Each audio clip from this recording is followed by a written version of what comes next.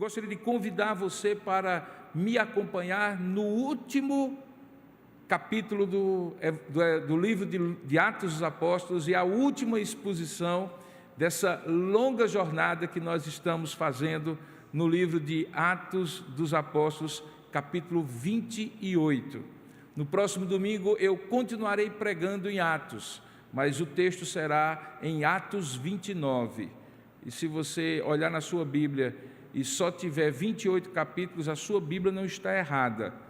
Você vai ter que vir domingo que vem para saber que Atos 29 é esse que o pastor inventou e que vai pregar no próximo domingo. Por hora, nós vamos encerrar essa exposição, que começamos há mais de um ano, quando colocamos diante de Deus o propósito de abençoar a igreja sobre esse tema: edificarei a minha igreja.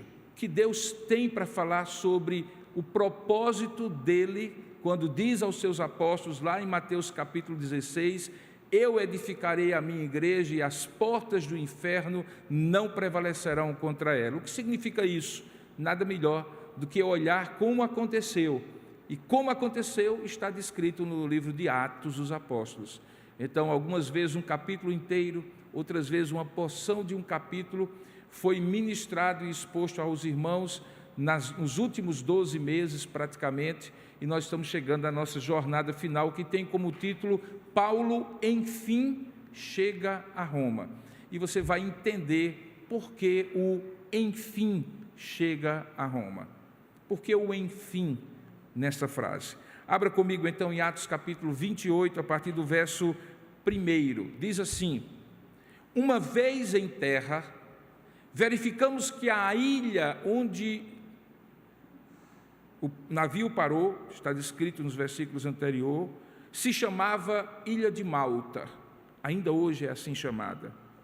Os bárbaros trataram-nos com singular humanidade, porque, acendendo uma fogueira, acolheram-nos a todos por causa da chuva que caía e por causa do frio. Lembre, era inverno, final do inverno.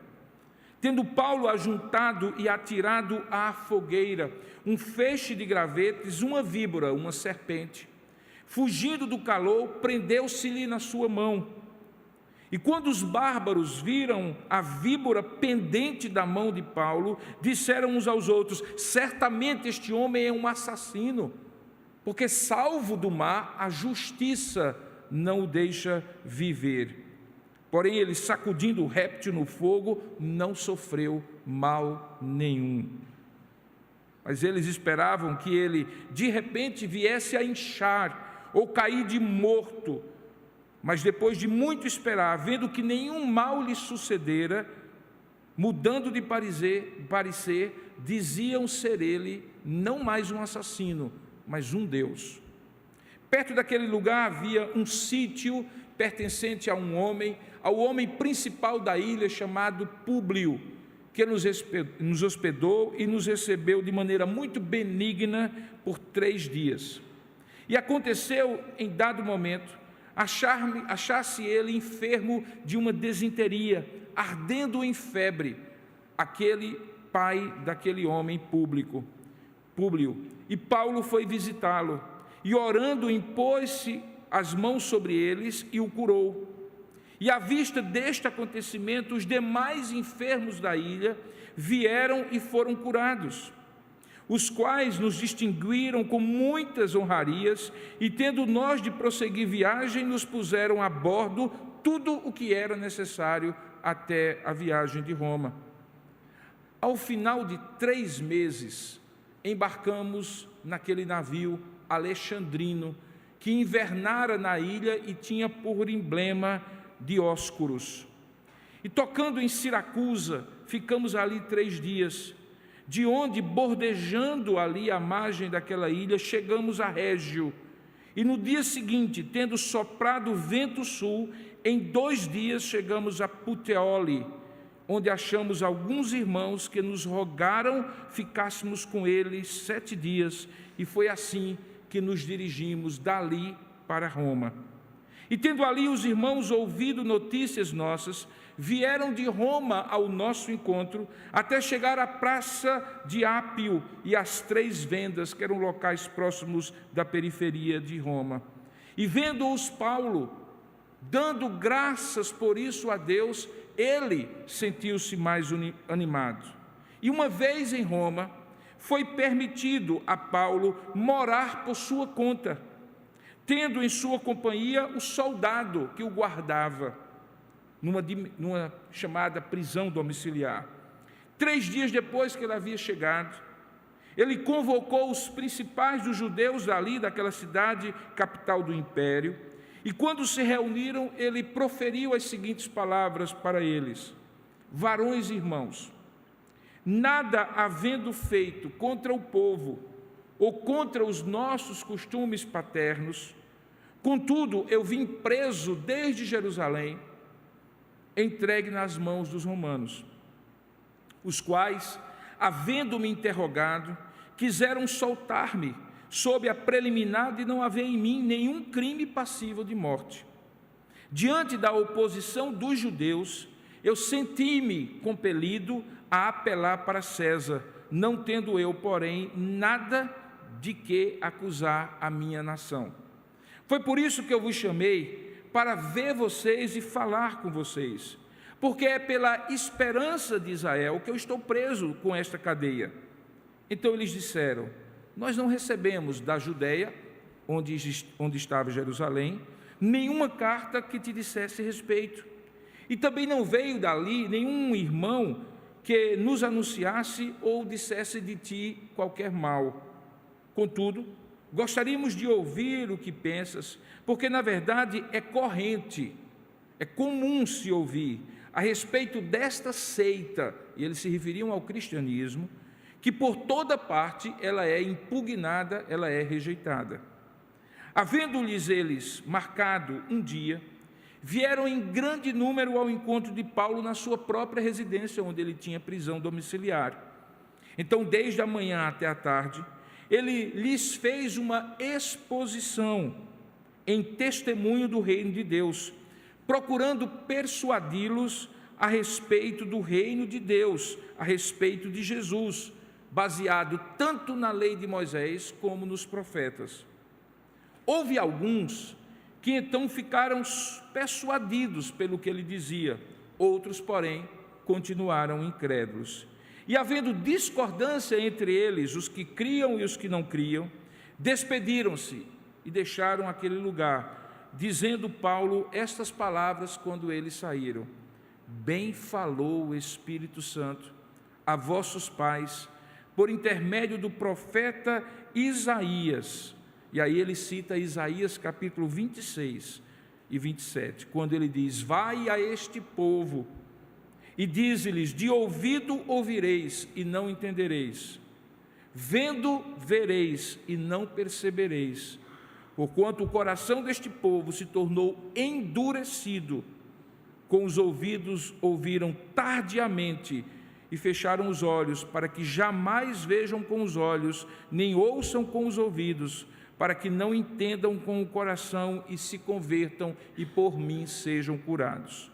Tomai, pois, conhecimento de que esta salvação foi enviada aos gentios e era uma salvação de Deus, e eles a ouviram, ao contrário de vocês. E ditas estas palavras, partiram os judeus da presença de Paulo, tendo entre si uma grande contenda. Todo o livro de Atos se encerra nesses últimos 2 versículos que eu vou ler agora. Por 2 anos, permaneceu Paulo na sua própria casa, que alugara e pagara com os recursos que recebera das igrejas, onde ele recebia todos os que o procuravam, embora em prisão domiciliar. E o que ele fazia? Pregava o reino de Deus e com toda a intrepidez, sem impedimento algum, ensinava as coisas referentes ao Senhor Jesus Cristo. Que Deus abençoe a sua palavra lida, é o que nós pedimos a Deus e vamos fazê-lo agora em oração. Curva a sua cabeça por um instante e peça a Deus que fale ao seu coração que abra o seu entendimento, ilumine a sua compreensão, para que você escute a voz de Deus. Vamos orar juntos?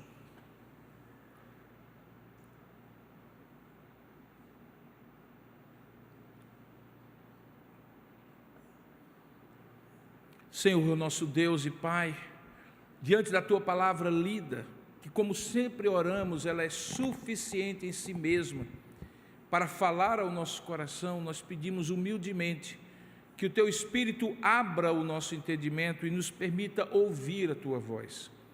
Ó Deus, ela foi inspirada pelo Teu Espírito, e é a Tua vontade que nós entendamos a Tua palavra como uma carta de amor de um pai para com seus filhos, para que eles sejam instruídos, aprendam o Evangelho, o Teu reino, e possam viver de acordo com a fé em Jesus Cristo. Por isso, Pai, eu te peço humildemente que me use nessa hora como instrumento nas Tuas mãos, porque eu serei só Tua boca para este povo, e Tu mesmo falarás conforme a exposição da Tua palavra. É esta a nossa convicção e o nosso pedido, em nome e para a glória do Senhor Jesus. Amém e amém.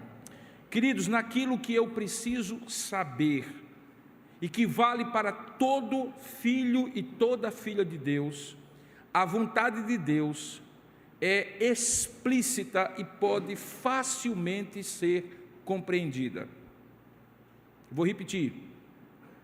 Naquilo que eu e você, todos os filhos de Deus, precisam conhecer da vontade de Deus, ela é explicitamente revelada e todos podem conhecer.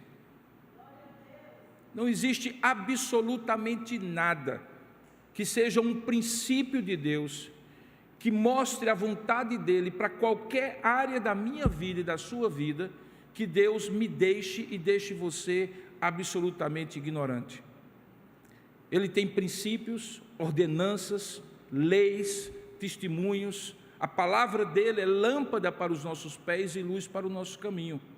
Nenhum de nós pode alegar, por exemplo, para ficar apenas em um exemplo, que Deus não determinou que a salvação fosse exclusivamente por Jesus Cristo, baseado na graça e absolvida por nós pela fé, que é dom de Deus, que Ele concede para que possamos crer na pregação do Evangelho. Isto é claramente um princípio e uma verdade de Deus que qualquer pessoa, seja um doutor em teologia, ou seja um homem simples do campo, pode compreender, e Deus quer que ele compreenda como vontade dele. Deus não quer que exista qualquer outro Salvador, Deus não quer que exista qualquer outro meio de salvação, Deus não quer que exista uma salvação baseada no mérito ou nas nossas boas obras. Esse exemplo é um exemplo de uma vontade explícita, prescritiva, geral, universal para todos os seres humanos. Só Jesus Cristo salva poderia resumir essa verdade, não há dúvida sobre ela. No entanto, quando a verdade de Deus ou a vontade de Deus precisa ser aplicada à vida particular de cada um de nós, naquilo que é só nosso, naquilo que é particular de nós, que é privativo, que tem a ver com a vontade prescritiva de Deus para fulano e não para cicrano, essa vontade, ela vai se desenrolando à medida em que nós, ouvindo esta manifestação da vontade de Deus, vamos confiando e seguimos a direção que Ele nos dá. E aí eu vou dar um outro exemplo. É vontade de Deus, no primeiro sentido, que o Evangelho seja pregado a toda criatura. Todos nós somos pregadores do Evangelho. Todos nós somos missionários, todos nós somos testemunhas. Nesse livro de Atos mesmo, lembre, o núcleo dele é: e sereis minhas testemunhas quando descer sobre vós o Espírito Santo, e sereis essas testemunhas tanto em Jerusalém, como em toda a Judeia, Samaria e até os confins da terra, para todos os povos, línguas, tribos e nações.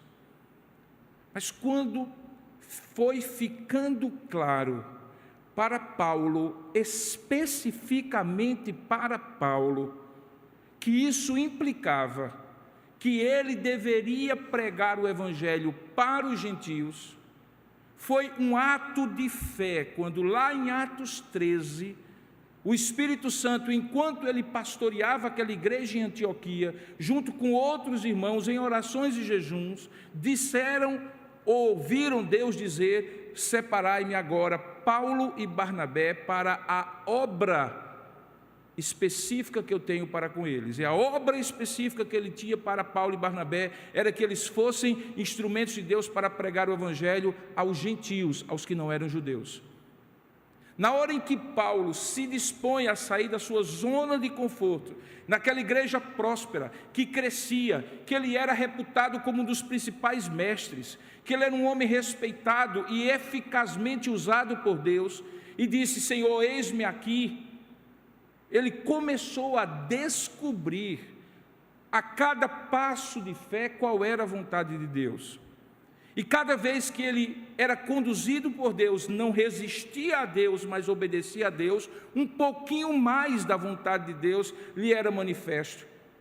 Deus não deu o mapa inteiro, Deus não revelou toda a história de Paulo a ele, mas foi dando na medida da fé que ele podia e precisava ter, cada passo que ele precisava tomar. Por isso que quando a vontade de Deus precisa ser aplicada à nossa história particular, essa história essa vontade é tão singular, que implica em nós caminharmos com Deus, implica em nós pedirmos primeiramente a Deus que disponha o nosso coração para ouvir a sua voz e obedecer e confiar na sua palavra. E à medida em que nós ouvimos a sua voz e confiamos e obedecemos, ele vai manifestando um pouco mais, um pouco mais, um pouco mais e assim por diante. Nós estamos chegando no final da vida de Paulo. Nós tínhamos, nas duas últimas exposições, acompanhado Paulo desde que ele saiu de Cesareia Marítima, num navio com destino a Roma. Roma seria, como de fato foi, o seu destino final. Digamos que seria a última parte da vontade de Deus para Paulo. Mas quando nós vamos olhando para a história de Paulo, nós vamos descobrindo que Paulo, aos pouquinhos, vai tendo ciência de que era propósito de Deus que ele chegasse a Roma. Isso foi um caminhar de Paulo com ele. Por exemplo, quando ele estava ainda terminando a terceira viagem missionária, ele está na Grécia, numa região de Corinto, na região da Acaia, perto da Macedônia, uma das mais pobres do Império Romano, quando aquelas igrejas, condoídas com a situação de Jerusalém, levantam uma oferta para ajudar aqueles irmãos que passavam fome ali em Jerusalém. E eles recolhem aquela oferta e oferecem para que Paulo, no retorno da sua terceira viagem missionária, chegando em Jerusalém, fosse portador daquela oferta. Ali em Corinto, por volta do ano 57 depois de Cristo, Paulo escreve uma carta aos irmãos que ele não conhecia, mas que ele sabia que existiam na capital do império, que era Roma. O nome dessa carta ficou conhecida, e você tem na sua Bíblia, no seu Novo Testamento, como Carta de Paulo aos Romanos. A carta de Paulo aos Romanos é muito curiosa, porque é um tratado de teologia. E quando nós lemos a carta de Paulo aos Romanos, nós imaginamos que Paulo tinha como propósito escrever uma teologia sistemática, um tratado de teologia, porque lá você vai encontrar as principais doutrinas da graça: a depravação total, a escolha de Deus, a eleição de Deus. Lá você vai encontrar a justificação pela fé, a santificação pelo Espírito. Lá você vai encontrar praticamente um compêndio de teologia. Mas no final daquela carta, Paulo enfim revela o que ele realmente estava querendo ao escrever aquela carta. Ele estava querendo que quando ele chegasse a Roma, como assim? Ele tinha pretensão de ir a Roma? Deus já tinha manifestado a ele que ele iria a Roma? Provavelmente sim. E por isso ele diz: irmãos, eu pretendo, passando aí por Roma, já apresentar por esta carta o evangelho que eu creio e que eu recebi por revelação do próprio Jesus Cristo e que eu tenho pregado por todos os gentios, para que vocês conheçam qual é a mensagem que na verdade eu quero levar até as fronteiras do império. E ele cita a Espanha. E ele diz: o que eu quero é que já de cara vocês vão lendo essa carta, conhecendo o que é o Evangelho do qual eu não me envergonho, porque é o poder de Deus para a salvação de todo aquele que crê, primeiro do judeu e também do gentio. E quando eu passar por aí, eu possa compartilhar, receber e dar dons e bênçãos uns para com os outros, e receber de vocês o apoio, provavelmente financeiro, para que eu chegue até a Espanha.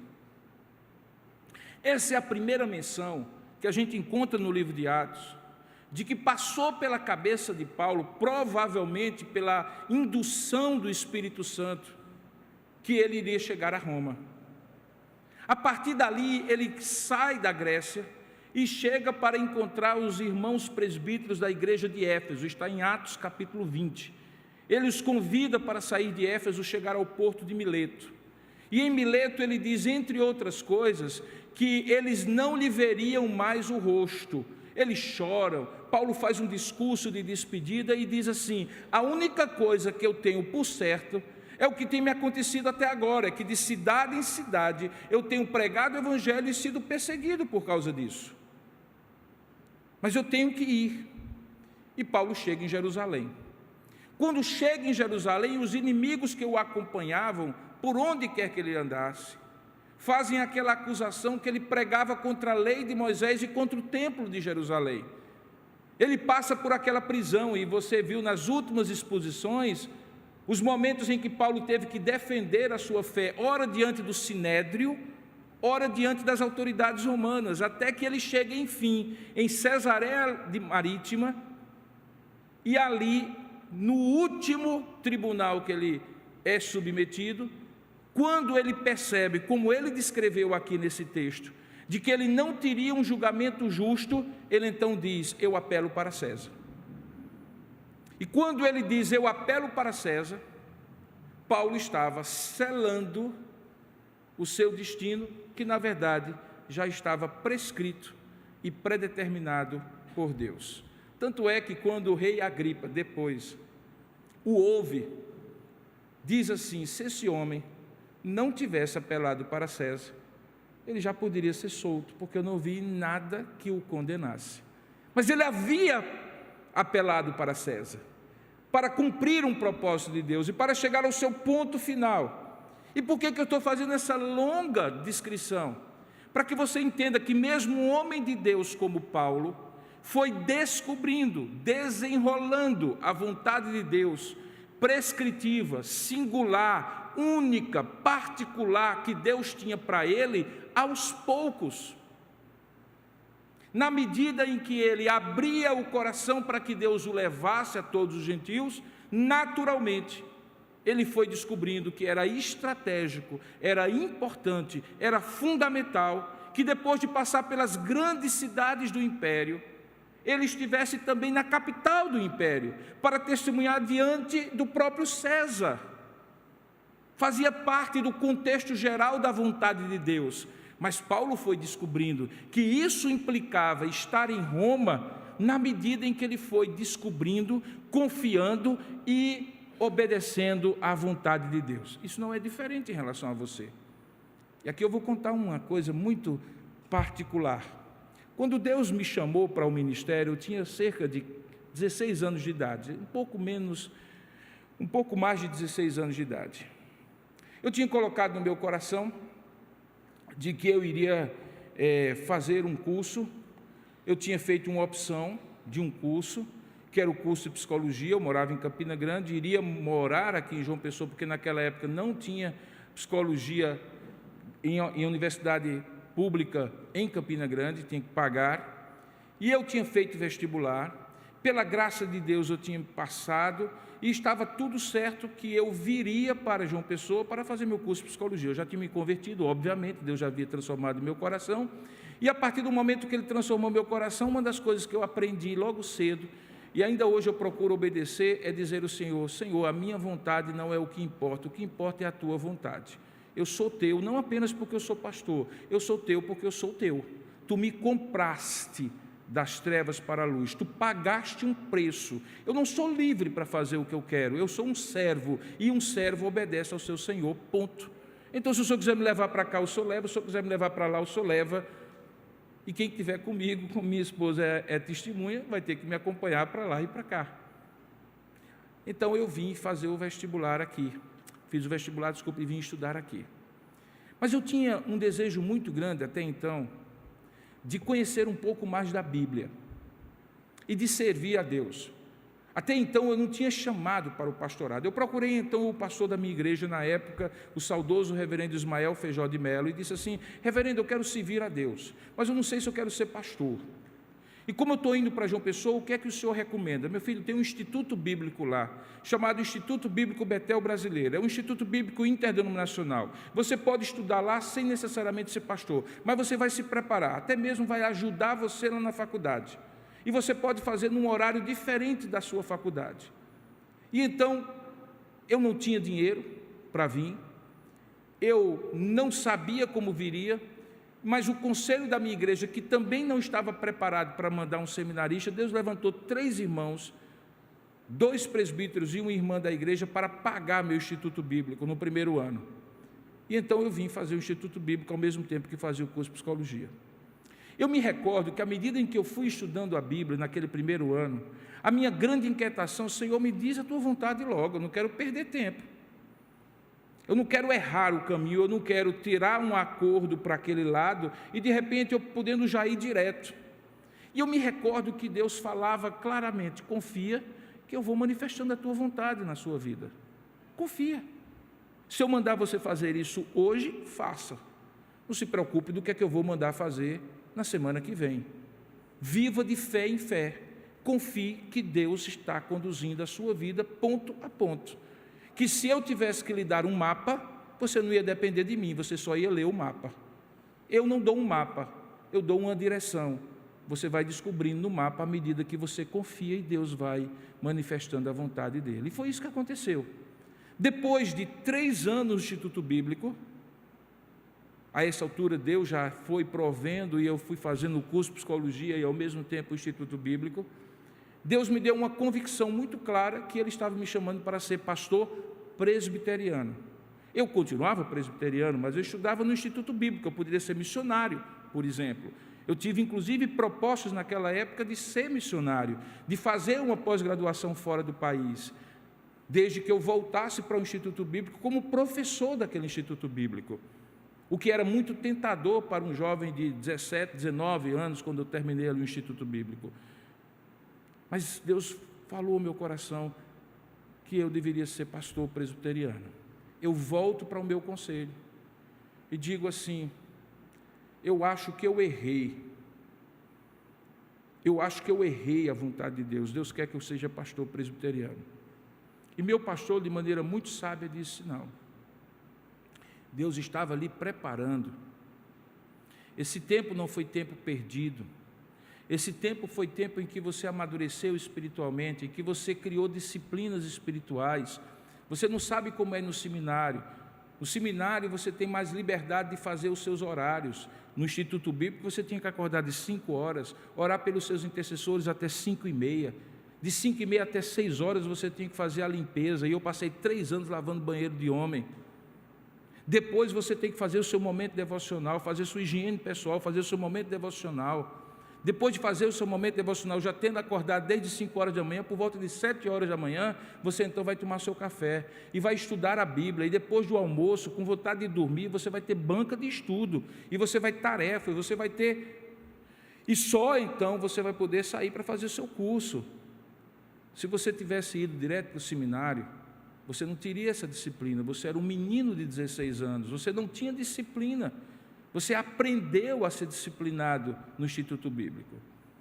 E aí eu disse: ótimo, então já que eu fiz 3 anos, o curso do seminário é 4, eu vou lá para Recife, no curso do seminário, e vou precisar somente completar 1 ano.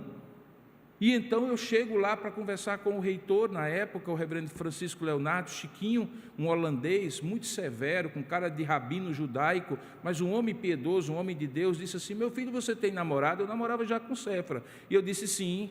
Você pretende casar? Eu disse: sim. Mas agora? Eu disse: não. Aí ele disse: então não tem problema, você pode ficar mais 4 anos aqui. Se não é para agora, não tem problema, você fica mais 4 anos. E aí eu tinha feito 3 com mais 4, 7. E se eu fosse contar desde então as histórias como eu tive que, assim como o apóstolo Paulo, guardadas as devidas proporções, confiar que passo a passo Deus ia manifestando a sua vontade, que Ele não ia entregar o mapa inteiro, que Ele queria que eu confiasse a cada momento e Ele iria mostrando, ainda hoje é assim. Se você me perguntar o que é que Deus tem para mim no ano que vem, no mês que vem, na semana que vem, e não é porque eu sou irresponsável, indisciplinado e desorganizado, não, eu até faço os meus planos. Mas Deus tem autoridade para mudar. E tudo isso eu estou dizendo para que quando você ler esse texto, você leia com outros olhos. Não é apenas uma narrativa histórica, você entende? Lucas está encerrando desse jeito, deixando Paulo numa prisão domiciliar em Roma, dizendo que ele tinha já 2 anos ali pregando o Evangelho, com toda a liberdade, apesar de ser um prisioneiro, contando detalhes da sua viagem. Sabe por quê? Porque Paulo, enfim, tinha chegado onde Deus queria que ele chegasse. E por que eu digo isso? Você vai descobrir. Abre em Atos capítulo 9. Versículo 15 e 16, e você vai entender que Deus já tinha dito isso para Paulo. Em Atos capítulo 9, verso 15 e 16, que conta a conversão de Paulo, Deus convence Ananias, um discípulo do Senhor, a ir para a estrada de Damasco, para orar por um homem que era perseguidor da igreja, e que tinha se convertido num encontro dramático com Jesus. E você conhece a história. Paulo tinha ido para Damasco para prender cristãos, talvez o próprio Ananias. Deus o encontra no meu caminho, ele fica cego com aquela luz maravilhosa e aquela voz que dizia: Paulo, Saulo, Saulo, por que me persegues? Enquanto Deus fazia isso com Saulo no caminho de Damasco, Deus convencia Ananias em Damasco que ele deveria sair dali e correr o risco de encontrar com um perseguidor da igreja que tinha se convertido, e era a única coisa que Ananias sabia. E aí Deus diz isso para ele, verso 15: vai, porque este é para mim, referindo-se a Saulo, um instrumento escolhido para levar o meu nome perante quem? Gentios. E isso Paulo sabia, ele tinha sido apóstolo aos gentios. Perante reis. E ele tinha acabado de falar ao rei Agripa e a outros grandes homens cheios de poder e autoridade nas suas 3 viagens missionárias. Mas quem era o principal rei daquela época? Não era outro senão o imperador César. No texto não diz "e o imperador César", diz reis. Mas quando Paulo, a essa altura, certamente, sem dúvida alguma, fez uma retrospectiva da sua vida, ele lembrou que foi isso que Deus havia dito a Ananias. E ele disse: está faltando um diante de quem eu preciso levar o nome de Jesus. E o nome dele é César. E ele está em Roma. Logo, eu tenho que ir a Roma. Ele começa então a preparar-se para isso. Voltando, ele manda uma carta. Ele se despede da igreja de Éfeso e diz: nunca mais vereis o meu rosto. Ele chega a Jerusalém. Em Jerusalém ele é julgado. E quando fica claro que ele seria condenado e talvez morto ali, Deus usa a decisão de Paulo, apelo para César, para que para César ele fosse. Agora ele está na viagem. Lembra da última exposição? Eles quase sofrem um naufrágio no meio do mar.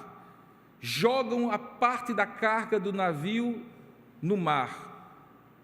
Mas em dada noite Deus disse: não se preocupe, diga a todo mundo aqui no navio que ninguém vai se perder, porque eu ainda tenho que te levar para Roma, para que tu dês testemunho a César. Eles acabam encalhando nessa ilha de Malta. E aquilo que eu acabei de ler para você é mais do mesmo. Se você olhar direitinho, quando Paulo sai na primeira viagem missionária, ele chega numa ilha, e na ilha ele opera um grande milagre, e a grande população se converte. Aqui, no último milagre descrito feito por Paulo, é exatamente o mesmo do primeiro que é descrito que ele fez. Uma narrativa perfeita, não criada por homem, inspirada por Deus, para mostrar que o começo e o fim é mais do mesmo. Ele se apresenta e faz a última das suas defesas acerca do Evangelho. E ele chega a Roma. E lá em Roma, voltando ao texto de Atos capítulo 9, verso 15, o que é que ele faz? Ele testemunha perante os reis, mas aí você vê, no texto que eu li, os homens judeus de Roma, que tinham recebido a sua carta escrita no ano 57, vindo ouvir o Evangelho, e diz o texto que ele também manifesta o nome de Jesus perante os filhos de Israel, que eram aqueles judeus. Então toda a história de Atos 9 em diante é para cumprir isso aí, na vida de Paulo. Um dia, queridos, você vai olhar para trás. Talvez você esteja em Roma, talvez não. Talvez você esteja perante César, talvez não. Talvez a sua história seja completamente diferente, mas numa coisa, ela será completamente semelhante à de Paulo. Você olhará para trás e dirá assim: agora eu entendi. Por que é que Deus me levou para tal lugar? Porque Deus me trouxe para tal lugar. Porque eu estive diante de tal pessoa. Porque eu tive que passar por isso e por isso. Porque Deus me preparou assim e assado. Porque Deus não deixou que eu fosse naquela direção, mas me fez ir naquela outra. Sabe por quê? Porque assim como Paulo, enfim, ao final da sua vida, você terá cumprido todo o propósito que Deus tem para você. Quer você se torne colaborador desse propósito, ou precise ser quebrado por Deus, para que na sua teimosia você não se rebele a esse propósito. Porque todas as coisas vão cooperar para o bem daqueles que amam a Deus e que são chamados segundo o seu propósito. Agora, se eu fosse você, eu diria assim: Senhor, que não seja feita a minha vontade. Eu não quero ser pego brigando contra o Senhor. E o nome disso chama-se fé e obediência. Fé é confiar que Deus tem o melhor para você. Confiar que Deus tem um propósito melhor. Que você pode fazer planos, não tem problema, faça os planos, mas submeta-os a Deus. Diga assim: Senhor, isso aqui é o que eu imagino, o que eu penso, dentro da minha capacidade de analisar cenário, de prever, isso aqui eu acho que é o melhor. Se for Deus lhe conduzindo, isso vai se cumprir. Se não for, Deus vai mudar. Agora, quando Deus for mudando, diga assim: sim, Senhor. Porque o Senhor é quem manda e você é servo.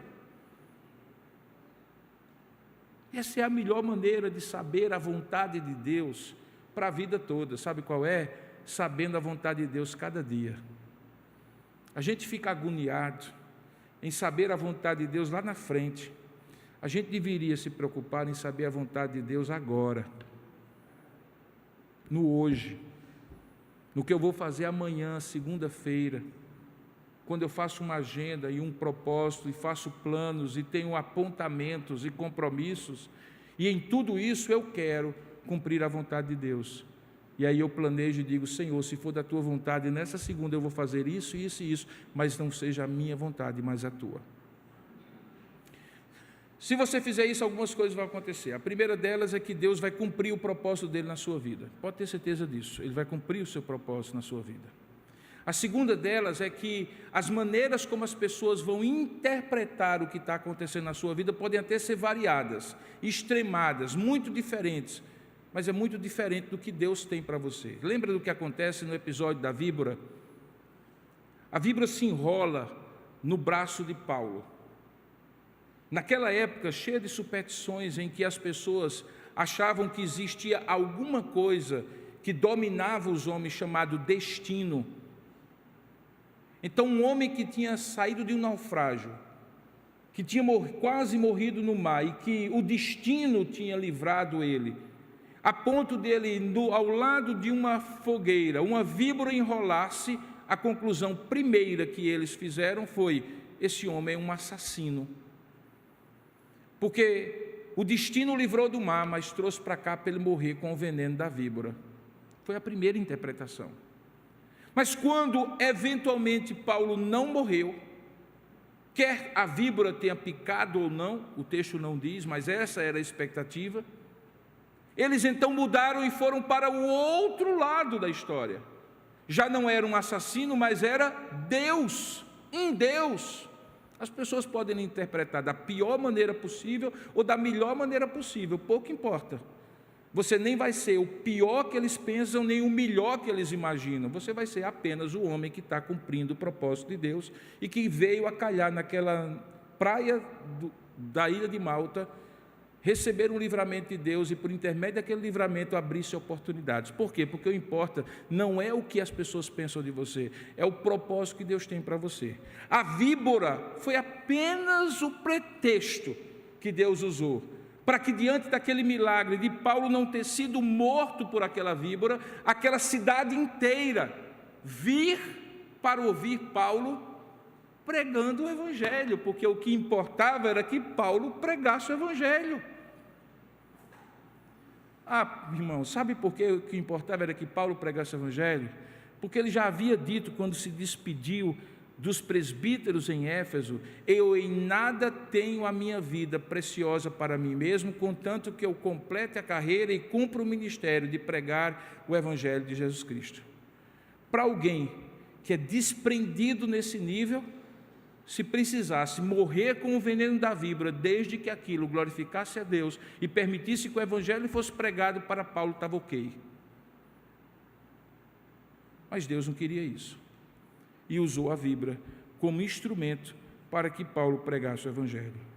Depois você vai perceber que Paulo também tem uma oportunidade única, quando aquele homem, o mais importante da ilha, Públio, o recebe na sua casa por 3 dias, e naquele interregno, enquanto a família estava ali hospedando e ouvindo certamente o Evangelho, o pai de Públio tem uma infecção intestinal e, ardendo em febre, se esvai numa disenteria, e Paulo vai então visitá-lo e, orando por ele, impõe as mãos, veja aí o verso 8, e o cura. E curando, isso produz um alvoroço ainda maior na ilha, e muitos vão acorrer a Paulo e ouvir o Evangelho. Mas há um detalhe, que na gratidão deles, diz o último trecho do versículo 10, que eles, antes deles prosseguirem a viagem, colocaram a bordo do navio tudo o que eles precisariam para chegar até Roma. O que é que eu aprendo com isso? É que quando você está cumprindo a vontade de Deus, não lhe faltará provisão, mesmo que seja pelos meios e fontes mais inesperados. Saiba disso, queridos. Com muita alegria eu posso dizer, são 35 anos de pastorado. Graças a Deus, nunca faltou pão sobre a minha mesa, e eu nunca precisei pedir a nenhum conselho. Eu tenho alguns presbíteros que podem ser testemunhas aqui nesse momento, aumento de salário, porque o dinheiro não estava dando. Sempre foi um reconhecimento da igreja que me deu imensamente mais do que eu imaginava. Por 35 anos, Deus não lhe faltará na provisão, desde que você esteja no centro da vontade de Deus, que você vai aprendendo a discernir dia após dia e cumprindo com confiança o propósito de Deus. Saiba disso. Até da mão de um ímpio, Deus pode lhe dar a provisão. A viagem continua do verso 11 até o verso 15, e Paulo então chega enfim em Roma. E aí conta-se que em Roma, Paulo recebe um privilégio. Não se sabe, os historiadores não conseguem definir por que Paulo passou tanto tempo numa prisão domiciliar. Ele estava na capital do império, poderia ser julgado imediatamente por César, mas ele passa ali vários meses. O texto diz que chega a ter 2 anos que ele permanece ali na sua própria casa. E naqueles 2 anos, porque o César não o julgou, Paulo teve liberdade para pregar o evangelho a todos que o procuraram. Não foi 1 mês, nem 2, foram 2 anos. Deixa eu lhe dizer outra coisa: quando você está cumprindo a vontade de Deus, o tempo é relativo. O que para você já deveria ter acontecido, para Deus ainda precisa acontecer algumas coisas para que aconteça o que é preciso acontecer. Não se avexe, não acelere, não reclame, não se inquiete. Eu fico imaginando que Paulo, por conta de toda essa consciência, embora estivesse preso, entendeu que ele, se preciso fosse, ficaria quase a vida toda, o restante da sua vida. Ele já era um homem idoso naquela época, se isso fosse glorificar o nome de Deus e dar a oportunidade para ele pregar. O problema, portanto, não era quanto tempo ele ficaria ali, era que ele aproveitasse o tempo que ele estivesse ali para cumprir a vontade de Deus. Deixa eu lhe dizer uma coisa: às vezes a gente fica esperando que Deus faça alguma coisa para a gente fazer a vontade de Deus, e aí a gente não percebe que enquanto Deus não está fazendo aquilo que a gente está esperando, já é hora da gente estar fazendo o que a gente deveria estar fazendo. Em outras palavras, se Paulo ficasse esperando ser julgado por César, para então, já que eu vim para pregar o evangelho a César, só quando eu estiver diante de César é que eu vou pregar o evangelho, Paulo teria ficado 2 anos sem fazer nada. Mas enquanto César não ouvia, outros ouviam. Há um princípio claro, irmãos. Aqui, a gente tem que fazer o que Deus dá a oportunidade de fazer, onde a gente está, da maneira como a gente está, até que na expectativa da gente aconteça aquilo que a gente espera que aconteça. E se não acontecer, você não perdeu tempo. E se acontecer, você também não perdeu tempo. Paulo então passa esse tempo todo, e aqueles irmãos que tinham recebido a carta foram sendo instruídos. Alguns creram, outros não creram. Alguns já eram crentes naquela época e foram fortalecidos. Imagine você ter escola bíblica dominical com o apóstolo Paulo. Imagine você ter culto de doutrina com o apóstolo Paulo. Enquanto Paulo estava preso, era isso que ele fazia. O texto diz que ele pregava o evangelho com toda a intrepidez, sem impedimento algum. E se você pensa que isso era só para quem era descrente, veja a última frase: e também ensinava as coisas referentes ao Senhor Jesus Cristo. Ele pregava, proclamava e ele ensinava. O âmago do ministério dele, que era pregar e ensinar todo o conselho de Deus, tudo aquilo que Deus achava útil para descrentes crerem e para crentes conhecerem. O que me maravilha nesse texto é que ele não se encerra. E aí você vai entender porque que domingo que vem você vai ter que vir para a igreja para escutar a exposição do pastor Robson, em Atos 29. Menos, Robson, menos. Em Atos 29. E você olha e se diz assim: ué, mas acaba em 28. E eu vou provar para você que não acaba em 28, mas só domingo que vem. Meu propósito nessa noite, irmãos, foi olhar para esse texto junto com você e, encerrando essa exposição, dizer assim: irmãos, aquela história contada em Atos dos Apóstolos não foi coincidência, nenhum detalhe daquele estava lá fortuitamente, por acaso. Essa é a história de como Deus edificou a sua igreja, e as portas do inferno não prevaleceram no primeiro século sobre essa igreja.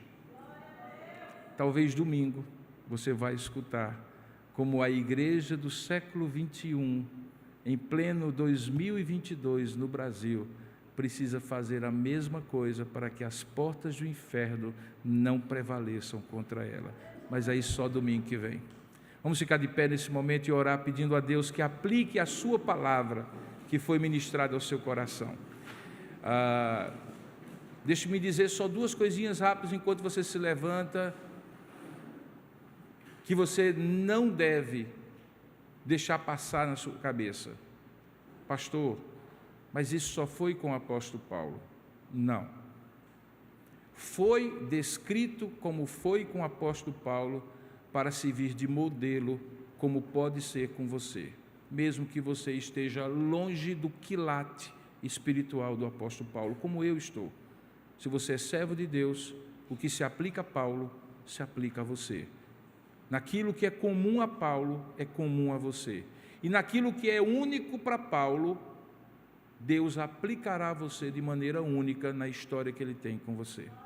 E a segunda coisa que eu gostaria de dizer para você é que não espere, como Paulo não esperou, para quando eu conhecer tudo, eu fazer a vontade de Deus. Não espere. O que você sabe que é vontade de Deus para você, já é suficiente para você ter muito trabalho já na sua vida, para a glória de Deus. Para você praticar muito para a glória de Deus. Não espere conhecer muito, pratique muito, mesmo o pouco que você sabe. Porque nós somos discípulos não porque conhecemos muito, mas porque edificamos a nossa casa sobre a rocha e praticamos aquilo que nós conhecemos.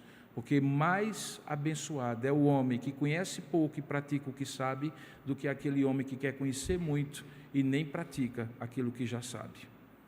Então saia daqui dizendo: Senhor, eu quero viver essa realidade no meu contexto, igualzinho ao que o Senhor fez na vida de Paulo. Vamos orar juntos? Ó Deus amado e querido Pai, nós queremos em nome do Senhor Jesus pedir que, da mesma maneira como iniciamos rogando a iluminação do Teu Espírito, que possamos encerrar nesse momento rogando a aplicação do Teu Espírito ao coração de cada um que ouviu essa mensagem ou que vai eventualmente ouvir no futuro próximo. Que o Senhor guarde e proteja esta semente bendita da Tua palavra que foi semeada nesta noite, nos corações aqui, e ela frutifique, dando a compreensão e a aplicação da Tua palavra a cada um dos Teus filhos. É assim que nós oramos e Te agradecemos, em nome e para a glória do Senhor Jesus. Amém e amém. Sente por um instante.